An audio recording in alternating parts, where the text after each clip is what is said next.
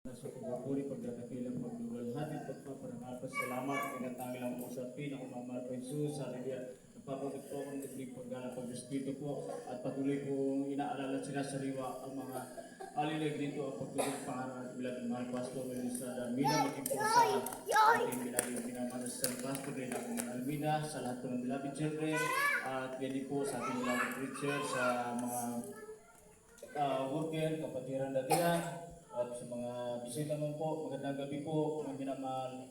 Higit sa lahat po, tanging sa ating pinakamamahal na Diyos, sa po minamahal. Bago po ako napagilan sa banal na mystery po na Jesus Mercy International Ministry, dati po, meron po ang taglay ng sakit karamdaman, sakit sa ulo kapag sumumpong di po makita, nagsusuka po ako. Yung aking ilong kapag mainlang panahon nagdudugo. At meron din po akong bukod sa gawing pigi sa kanan, mas malaki pa po sa itlog ng manok. Pagdudumi ng dugo, dahil po, isa po akong talagang drug addict. 24 hours po ang pag-iinom. Tunay po minamahal sa mga panahon dahil po sa pagiging drug addict ko. Ato po tinataboy na po ako ng aking mga mahal sa buhay. At tunay po minamahal ay sa araw din po, yung pong nagsusupply sa akin ng drugs. Siya pong ginamit ng pinakamamahal na una po nakandalo sa banal ng buhay ng Jesus Mercy International Ministry. Kung paano minamahal, sinisira niyo po ako. At ang aking katanungan ko walang bawal dahil mahaba po ang aking buhok at wala pong kabanalan. Tunay po sabi niya wala. At tunay pong namahal ako po sumama sa gawain po ng Lutong Maynila noong mga panahon na 1989. Namangha po minamahal dahil po ang aking nakita. Tunay po ang mga sister po mahabang buhok, mga nakaputi at meron po mga talagang mga pati po ang mga beloved brother at ang mga naroon po na aking po nasaksihan sa pag-aawitan. Nandun po minamahal na kumilos po ang Panginoon natin, pinakamamahal na Panginoon. Meron pong na focus po sa kadama ng banunod matamis sa presensya, napapayak po, napapasiguro po naman sa hallelujah. Hanggang po sa mga buhay na po, aking po na pagiging minamahal. Meron po binaril na hindi po tinablan ng bala minamahal, na aking pag-iisip sa mga panahon na sabi ko maaaring binayaran. Subalit nagkamali po naman. Meron din po mga nagpatuto na iba't ibang uri na sakit karamdamang gumaling. Sa mga panahon minamahal na ako po ang plano ko mag-observe lang. Tunay po kung dating po ng preacher natin bilangin mahal ang pastor minamahal. Nandun po na hindi ko lang po mapigilan na umiyak hanggang po nagpatanggap ang ating bilangin mahal ang pastor. Ang sabi niya lahat ng baguhan lumapit sa crowd, tanggapin ang pinakamamahal bilang Diyos at hari na inyong buhay tagapagligtas tunay pinamahal. Hindi po ako nag-atibili. Tinanggap po ating pinakamahal sa pamagitan po ng bautismo sa tubig. Pag-ahon ko po minamahal. Sante po hanggang sakit karamdaman pinagaling hanggang kasalukuyan. Hindi na po nagsibalik. Ang aking pag-adragadik ito po kanyang inalis minamahal. Nagpatuloy po ako.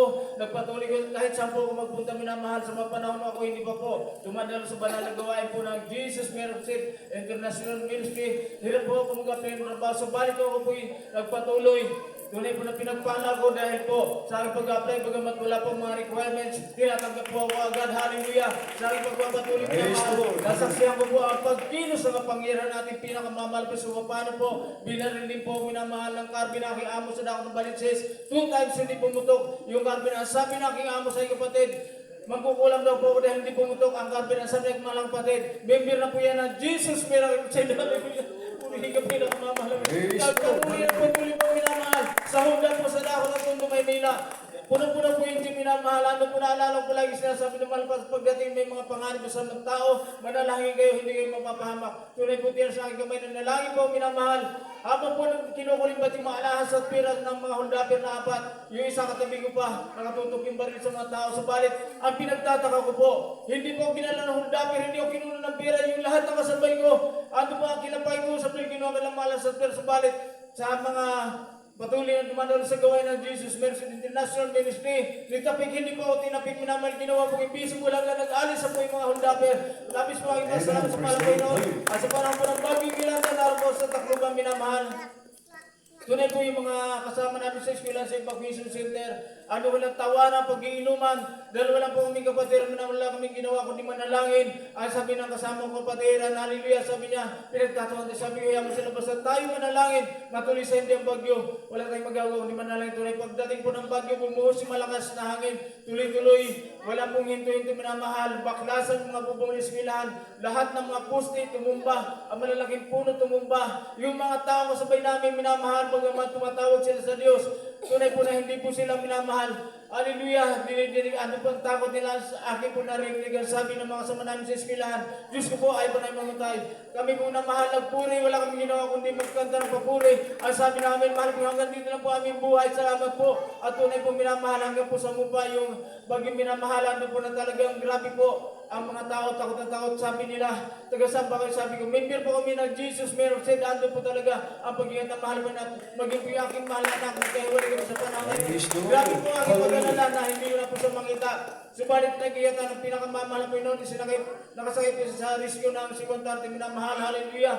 At tunay po na lagi pasalamat ko bagaman po sa mga panahon na yun, ng pagtaos ng pagigilanda. Grabe po ang aming gutom, minamahal, malayo po ang aking nilakad. Halos hindi na po kaya talaga maglakad. Ando po minamahal ang aking pong nasambit. Sabi ko, mahal po, hindi ko na po kaya. Bagaman po minsan talaga nagkukulang minamahal. Meron po isang matanda na kumakampay sa akin, babae. Ang pag-aintindi ko po, magpapatulong magpipit po doon sa isang plastic, isang sakong plastic na puno po ng mga iba't ibang pagkain. Wala naman po siyang pinanggalingan kundi yung poste na lampas tao lang po na may nakasabit na dapal na sira-sira. Ano po hawak niya yung isang plastic na sako na puno-puno po ng pagkain. Paglapit ko sabi niya, para sa ito anak, hallelujah, sabi ko pagpalain po kayo nay.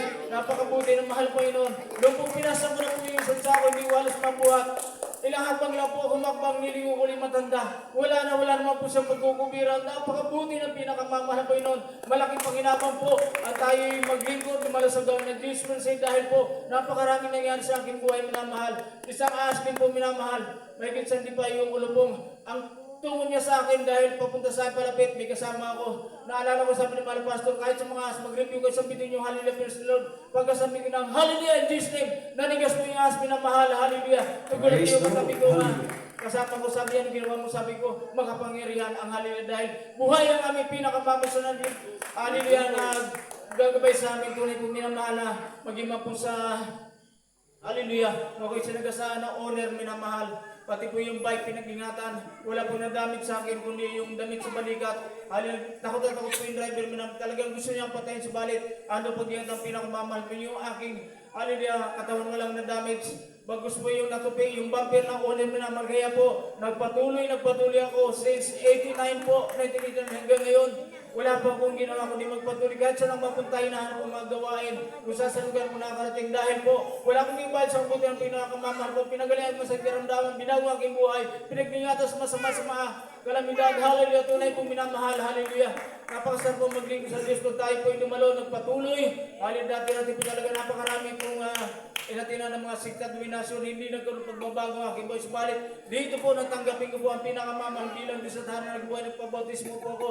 Totally, Sante, pinagalingan sa gano'n na binabuhay niya po. Ang aking mga labuas, mga kapatid, maglingkod ko na rin po silang minamahal. Kaya po, hallelujah, pinasalamatan ko pinakamamahal sa lahat ng pagkabala, mga material, physical na kalusugan, trabaho sa bagay, pre-landing, lahat libre. Napakabait ng pinakamahal. Panay tawag po sa akin ngayon, sabi ko, sasama mo na sa Bible study na hindi ko alam, gusto ko maranasan, makarating doon. Tunay po, pinagpala mo na, kaya po pinasalamatan ko pinakamamahal ng noon. Ang lahat ng kapurihan ko lang, salamat. Nawala po tayo sa pinakamamahal sa salamat. Praise the Lord, hallelujah.